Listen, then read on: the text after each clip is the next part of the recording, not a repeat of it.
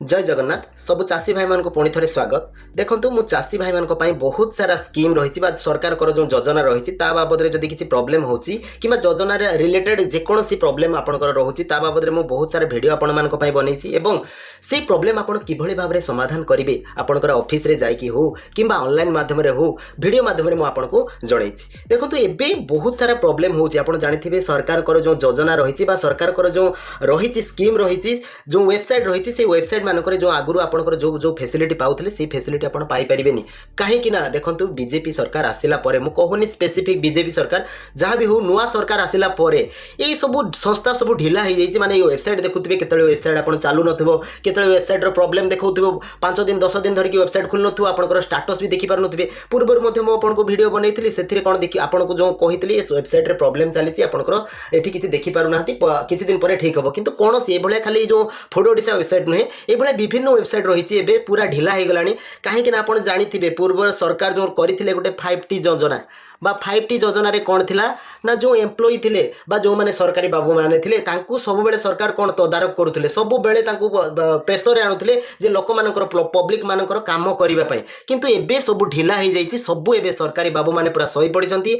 आ किछि आपनकर जे कोनसी प्रॉब्लम आपन केबे ऑफिस को जाउचंती जे कोनसी प्रॉब्लम देखंतु केतरे मात्रा रे से समाधान होउछि आपनको आज घरेबे काली घरेबे पर दिन घरेबे आ तांकर जो ग्रीवेंस सिस्टम करचंती सी होउछि वैल्यूलेस ए ग्रीवेंस आपन देबे बारंबार ग्रीवेंस देला परे भी आपन किछि आपनकर समाधान हम ना खास करके मु चाषी भाई मानकर कथा कहूँ जमीतिका ये देखूँ आपंकर कही जो टोकन केमी आप जेनेट करेंगे जो टोकन जो जेनेट होची रबी फसल जानते आपंकर टोकन जेनेट हो सारापर धान मंडी में धान विक्रय आरंभ हो सारे तो ये किसी चाषी भाई मानकर कौन प्रोब्लेम होती जानते माने से माने कौन जे तांकर टोकन ही जेनेट ही नहीं कौन सी कारण बसतु टोकन जेनेट होनी एवं तार कारण पचारा बेलू जो ऑफिस रे जाके पचारा बेलू से जानी ना कारण जे कौन एक्चुअली टोकन जेनेट होनी कौन असुविधा आ सबुठ गुरुत्वपूर्ण कथा से माने कहि भी पारु नाहंती जे केबे सुधा आपनकर ए प्रॉब्लमटा रिजॉल्व होबो बा समाधान होबो से माने बर्तमान सुधा आपनको कहि पारु नाहंती जे एक्चुअली प्रॉब्लमटा आपन समाधान करि परिबे कि नाही एवं आपन टोकन द्वारा धान बिक्री करि परिबे कि नाही ता भी जणा नाही। चासी गोटे देखंतु गोटे चासी प्रकृत रे चाष करूची जानथिबे बहुत कष्ट सही कि चाष करूची तापरे जदी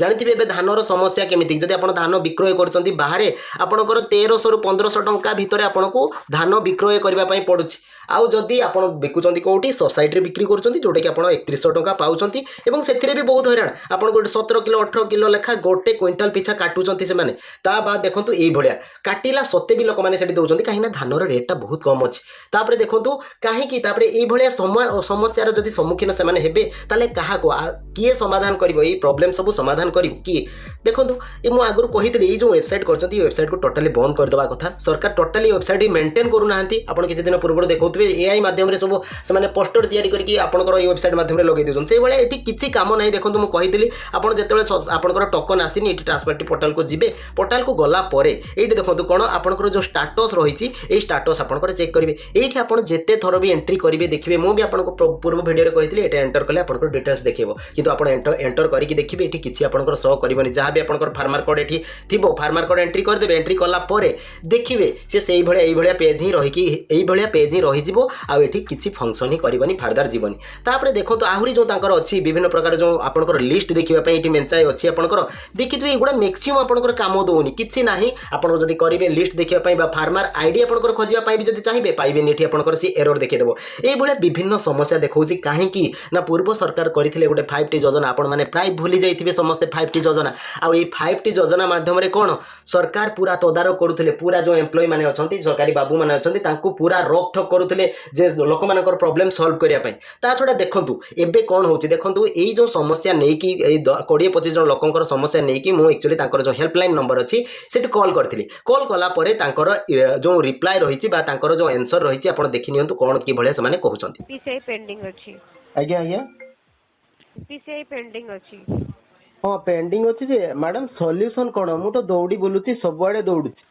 आपण सेदिन मु आज्ञा आज्ञा अकाउंट रे आधार सीडिंग करंतु आधार सीडिंग ऑलरेडी अछि केबे गले आधार सीडिंग तो मोर अछि केबे कले नै आधार सीडिंग अछि मोर आधार सीडिंग थिले केबे भी एनपीसीआई पेंडिंग रहिबोनी ମ୍ୟାଡାମ ଆପଣଙ୍କର ଆଧାର ଲିଙ୍କ ଥିବ ଯାଇକି ଚେକ୍ କରନ୍ତୁ। ଆଧାର ଲିଙ୍କ ଆଉ ଆଧାର ସିଡିଂ ଅଲଗା ଅଲଗା ଜିନିଷ। ମ୍ୟାଡାମ ମୁଁ ବୁଝିପାରିଲି, ଯୋଉ ଆକାଉଣ୍ଟ ରେ ମୋର ଆଧାର ଆକାଉଣ୍ଟ ସିଡିଂ ହବା କଥା ତ, ବା ଆକାଉଣ୍ଟ ରେ ଆଧାର ସିଡିଂ ଯୋଉଟା କି ହଁ ମୁଁ ମ୍ୟାଡାମ ଏଇ DBT ଡିବିଟି ପାଇଁ ମ୍ୟାଡାମ ଏଇ ଅଳ୍ପ ଦିନ ହବ କରିଛି ପୁରା ଆଧାର ସିଡିଂ ହଉଛି ଯୋଉ ସିଏମ କିଷାନ ଆପ୍ଲାଏ କରିବା ପୂର୍ବରୁ। ହେଲା ପରେ ସେଟା ଟିକେ କ୍ଲିୟର ହେଲା ପରେ ଜଣା ପଡିବ। ଆଧାର ସିଡିଂ ପରା ମ୍ୟାଡାମ, ଆଧାର ସିଡିଂ ରିପୋର୍ଟ ଟା ନଉଛନ୍ତି, ନହେଲେ କେମିତି ମୋର ଆପ୍ଲାଏ ତ ହେଇପାରିବନି ନା।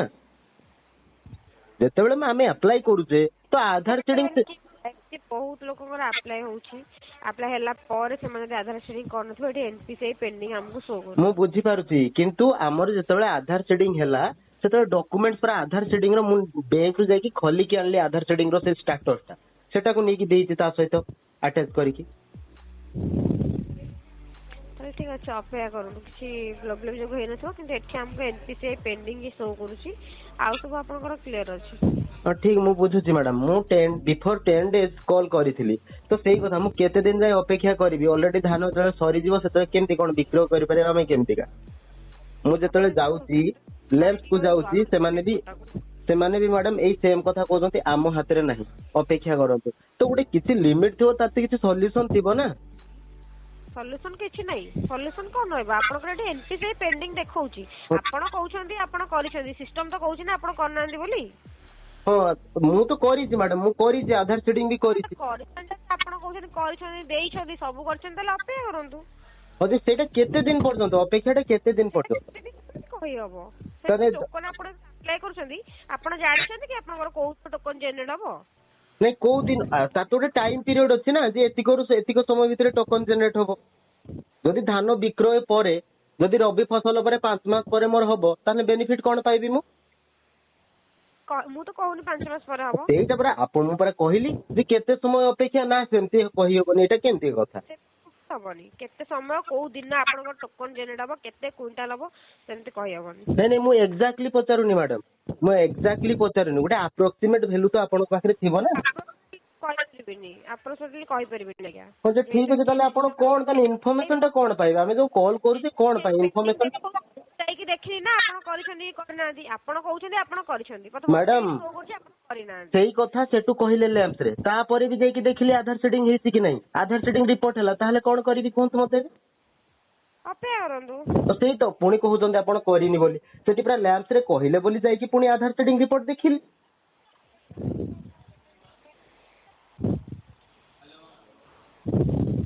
ତ ସେଇଟା ଗୋଟେ ଚାଷୀ ଜଣେ ଚାଷ କରିବ ତ ଏଇଭଳିଆ, ଏମିତି ମୋର ନାହିଁ ମ୍ୟାଡାମ, ପାଖାପାଖି 22 ଆମର ଏଠି 22 ଲୋକଙ୍କର ଏଇଭଳିଆ ପ୍ରୋବ୍ଲେମ ଅଛନ୍ତି ହେଇଛି। ଆଉ ସେମାନେ ଡେଲି ଦୌଡୁଛନ୍ତି, ଡେଲି ଲେମ୍ପ କୁ ଦୌଡୁଛନ୍ତି। ଆପଣ ମତେ ସେଦିନ କଣ କହିଲେ, ମୁଁ ଆପଣଙ୍କୁ ତ ଆପଣ ନୁହେଁ ବା ସେଇ ଆପଣଙ୍କ ହେଲ୍ପଲାଇନ କୁ କଲ୍ କରିଥିଲି, ସେମାନେ କହିଲେ ବ୍ଲକ ଯାଆନ୍ତୁ। ଆରେ ବ୍ଲକ କଣ ଲୋକମାନଙ୍କୁ ଏମିତି କାହିଁକି ଗୁମରାହ କରୁଛନ୍ତି ଯେ ବ୍ଲକ ରେ ଯାଇକି କଣ ମିଳିବ? ଆପଣ ବ୍ଲକ ଯାଇ କଣ କରିବେ? ଆପଣଙ୍କ ତ ଏନପିସିଆଇ ପେଣ୍ଡିଂ, ଆପଣ ଏଇ ପ୍ରିଭିୟସ ଥର କଲ୍ କରିଥିଲି ମ୍ୟାଡାମ, ପ୍ରିଭିୟସ ଥର କଲ୍ କରିଥିଲେ, ତାର ରେକର୍ଡିଂ ଅଛି, ଆପଣଙ୍କର ସେଇଠୁ କହିଲେ ଆପଣ ବ୍ଲକ ଯାଆନ୍ତୁ। ମୁଁ ତ ସେ ବାବଦରେ, ଯେହେତୁ ମୁଁ ନୂଆ ଚାଷ କରିଛି ତ ସେ ବାବଦରେ ମୁଁ ବୁଝିନି, ମୁଁ ବ୍ଲକ କୁ ଗଲି, ତ ବ୍ଲକ ରେ ଏଇ ରିଲେଟେଡ କିଛି ନୁହଁ, ତ ବ୍ଲକ ସେମାନେ ମତେ କହିଲେ ବ୍ଲକ ଯିବା ପାଇଁ। ତ ଯେଟା ଗୋଟେ ଠିକ ଇନଫର୍ମେସନ ଦିଅନ୍ତୁ ନା ଗୋଟେ ଲୋକ।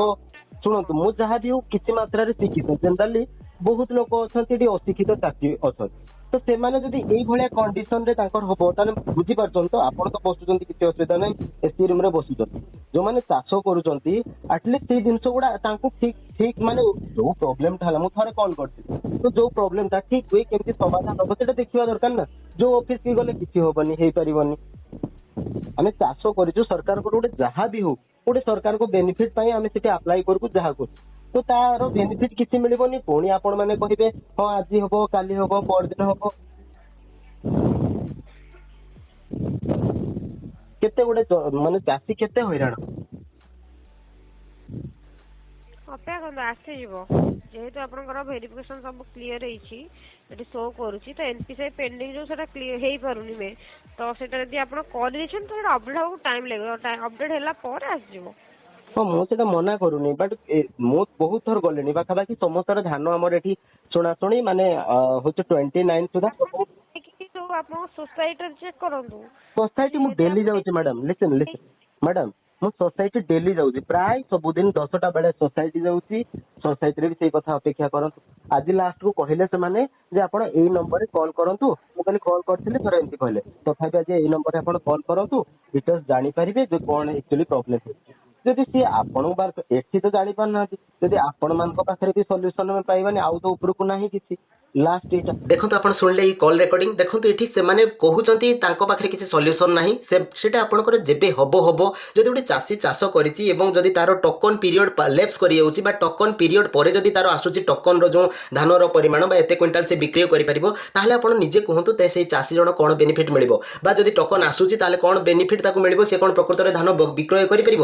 ତେଣୁ କରିକି ଉଚିତ ସମୟରେ ଯଦି ତାର ଟୋକନର ଆସେ ପରିମାଣ ବା ଯୋଉଟାକି ମେସେଜ ମାଧ୍ୟମରେ ହଉ କିମ୍ବା ଆପଣଙ୍କର ଲେମ୍ପସ୍ ମାଧ୍ୟମରେ ହଉ, ତାହେଲେ ସେ ଧାନ ବିକ୍ରୟ କରିପାରିବ ଯାଇକି ମଣ୍ଡିରେ। ଯଦି ଆପଣଙ୍କର ଉଚିତ ସମୟରେ ନ ଆସେ ତାହେଲେ ସେ ବିକ୍ରୟ ହିଁ କରିପାରିବ ନାହିଁ ଏବଂ ପରବର୍ତ୍ତୀ ମୁହୂର୍ତ୍ତରେ ଯୋଉଟାକି ବାହାରେ ଆପଣଙ୍କର ଧାନ ବିକ୍ରୟ ହେଉଛି, ଯୋଉଟାକି 1400-1500 ଟଙ୍କାରେ ସେ ଧାନ ବିକ୍ରୟ କରିବ। ଏବଂ ଜାଣିଥିବେ ଆପଣ ଖରାଟିଆ ଚାଷରେ ଗୋଟେ ଚାଷୀ କେତେ ଟଙ୍କା ଖର୍ଚ୍ଚ କରିଥାଏ ଏବଂ ସେ କେତେ ଟଙ୍କା ଏଠୁ ଲାଭ ପାଇବ। ଏବଂ ପୁରା ଆପଣଙ୍କୁ କହିବାକୁ ଗଲେ ପୁରା ଚାଷୀ ଲସ୍ରେ ହିଁ ଯିବ। କାହିଁକି ନା ଦେଖନ୍ତୁ, ପ୍ରଥମ କଥା, ପୂର୍ବ ସରକାର ଥିଲାବେଳେ ଆପଣଙ୍କର ସୋସାଇଟିରେ ଧାନର ରେଟ୍ ଯାହା ବି ହେଇଥାଉ, ବାହାରେ ମିନିମମ୍ ଆପଣଙ୍କର 2200 2000 ପର୍ଯ୍ୟନ୍ତ ଯାଉଥିଲା। କିନ୍ତୁ ଏବେ ଦେଖନ୍ତୁ ଆପଣଙ୍କର ଧାନ ଯେଉଁ ବାହାରକୁ ସପ୍ଲାଏ ହେଇପାରୁନି, ତେଣୁ କରିକି ଧାନର ଏବେ ରେଟ୍ ବହୁତ କମିଯାଇଛି। ଯୋଉଟାକି ଓଡ଼ିଶାରେ ଯୋଉଟାକି ଆପଣଙ୍କର 1200 1300 1500 ଟଙ୍କାରେ ଚାଷୀମାନେ ବିକ୍ରୟ କରୁଛନ୍ତି। ଯୋଉଟାକି ତାଙ୍କର ଯେଉଁ ସାର ଖର୍ଚ୍ଚ କରୁଛନ୍ତି ବା ସାର ପକାଇବା ପାଇଁ ଯେଉଁ ଖର୍ଚ୍ଚ କରୁଛନ୍ତି ସେତିକ ମଧ୍ୟ ସେମାନେ ପାଇପାରିବେ ନାହିଁ। ଏଇଭଳିଆ ଚାଲିଛି ଏବେ ସରକାରଙ୍କର ବ୍ୟବସ୍ଥା। ତ ଦେଖନ୍ତୁ, ଏଇଠି ଆଉ ଗୋଟେ କଥା ଆପଣଙ୍କୁ ଦେଖେଇ ଦେଉଛି। ଏଇଠି ଦେଖନ୍ତୁ, ଯେକୌଣସି ଆପଣ ଯେଉଁ ଅଛି ତାଙ୍କର ଅପସନ୍, ଏଇ ଅପସନରେ ଆପଣ ଯେକୌଣସି ଅପସନରେ ଆପଣ କ୍ଲିକ୍ କରିବେ, କୌଣସିଟି କାମ ଦେବନି ଆପଣଙ୍କର। ଦେଖିଦିଅନ୍ତୁ ଆପଣ କିଛି, ଦେଖନ୍ତୁ ଏଇଠି କ୍ଲିକ୍ କଲି, ଦେଖନ୍ତୁ ପୂର୍ବ ପେଜକୁ ପଳେଇ ଆସିଲା। ଏଇଠି କ୍ଲିକ୍ କଲି, ସେ ଦେଖନ୍ତୁ ଏଇଭଳିଆ ଏରର ଦେଖେଇଲା। ସେଇଭଳିଆ ଏଇଠି ଆପଣ କ୍ଲିକ୍ କରିବେ, এইভଳିଆ ଦେଖନ୍ତୁ କିଛି ଦେଖଉଛି। ଏଠି ଯେଉଁ ଦେଖଉଛି ତାର ଭ୍ୟାଲୁ କିଛି କାମ ବି ନାହିଁ। ଯଦି ଦେଖୁଛି ଏଇଟା ଦେଖନ୍ତୁ, ତାପରେ କ୍ଲିକ୍ କଲି, এইଭଳିଆ ମୂଳକୁ ପଳେଇଲା। ଯେଉଁଠି ଆପଣ କ୍ଲିକ୍ କରିବେ এইଭଳିଆ ଦେଖନ୍ତୁ, ଯେଉଁଠି କ୍ଲିକ୍ କରିବେ এইଭଳିଆ ସିଏ ଦେଖେଇବ କିଛି ଆପଣଙ୍କର ଯେଉଁ ୱେବସାଇଟ୍ କିଛି କାମକୁ ନୁହେଁ। ବହୁତ ସାରା ଯେଉଁ ପ୍ରୋବ୍ଲେମ୍ ରହିଛି ଏଠି ଦେଖନ୍ତୁ, ଏବାଉଟ୍ ଆସ୍ରେ କ୍ଲିକ୍ କରିବେ, ଦେଖିବେ ପ୍ରୋଫାଇଲ୍ରେ କ୍ଲିକ୍ କରିବେ, ଏବେ ନାହିଁ। ଆଙ୍କର ଯେଉଁ ନୂଆ ଯେଉଁ ୱେବସାଇଟ୍ କରିଛନ୍ତି ସେଥିରେ ମଧ୍ୟ କିଛି ହେଉନାହିଁ। କାହିଁକିନା ସରକାର ଏବେ ସବୁ ଜିନିଷକୁ ଅଣଦେଖା କରୁଛନ୍ତି। ସିଏ କେବଳ ଅଲଗା କାମରେ ମାତିଛନ୍ତି, ତାଙ୍କର ପ୍ରଚାର ହେଉ କି ଯାହା ହେଉ। କିନ୍ତୁ ଯେଉଁ ଲୋକମାନେ ହଇରାଣ ହେଉଛନ୍ତି, ଜେନେରାଲି ମୁଁ ଆଉ କାହା କଥା କହୁନି, ଚାଷୀମାନଙ୍କୁ ଆଟଲିଷ୍ଟ ସରକାର ହଇରାଣ କରନ୍ତୁ ନାହିଁ। କାହିଁକିନା ଚାଷୀମାନେ ଦାନା ଯୋଗାଉଛନ୍ତି। ଯଦି ଚାଷୀମାନେ ହଇରାଣ ହେବେ, ନିଶ୍ଚିତ ଭାବରେ ସରକାର ବି ପର ମୁହୂର୍ତ୍ତରେ ହଇରାଣ ହେବେ। ତ ତେଣୁ କରିକି ଇଏ ଦେଖନ୍ତୁ, ଇଏ ପ୍ରକୃତରେ ସମସ୍ୟା ରହିଲା। ଆପଣମାନେ କମେଣ୍ଟ ମାଧ୍ୟମରେ ଜଣାନ୍ତୁ, ପୂର୍ବ ସରକାର ଯେତେବେଳେ ଥିଲେ କ'ଣ ଏଇଭଳିଆ ପ୍ରୋବ୍ଲେମ୍ ଆପଣଙ୍କୁ ସାମ୍ନା କରିବା ପାଇଁ ପଡ଼ୁଥିଲା? ଯାହା ବି ଯଦି ଆପଣଙ୍କୁ ଏଇଭଳିଆ ପ୍ରୋବ୍ଲେମ୍ ହେଉଥିଲା, ଆପଣଙ୍କର କେତେ ଦିନରେ ସମାଧାନ ହେଉଥିଲା, ନିଶ୍ଚିତ ଭାବରେ ଆପଣ କମେଣ୍ଟ ମାଧ୍ୟମରେ ଜଣାନ୍ତୁ। ଆଉ ଭିଡ଼ିଓକୁ ବହୁ ମାତ୍ରାରେ ସେୟାର କରନ୍ତୁ, ସମସ୍ତେ ଜାଣନ୍ତୁ ଆକ୍ଚୁଆଲି ପ୍ରକୃତରେ କେମିତି ଲୋକମାନେ ହଇରାଣ ହେଉଛନ୍ତି, ସରକାର କିଭଳି ଭାବରେ ହଇରାଣ କରୁଛନ୍ତି, ଆଉ ଜଣେ ଚାଷୀ କିଭଳି ଭାବରେ ହଇରାଣ ହେଉଛନ୍ତି ସମସ୍ତେ ଜାଣିପାରନ୍ତି। ଥ୍ୟାଙ୍କ ୟୁ, ଧନ୍ୟବାଦ।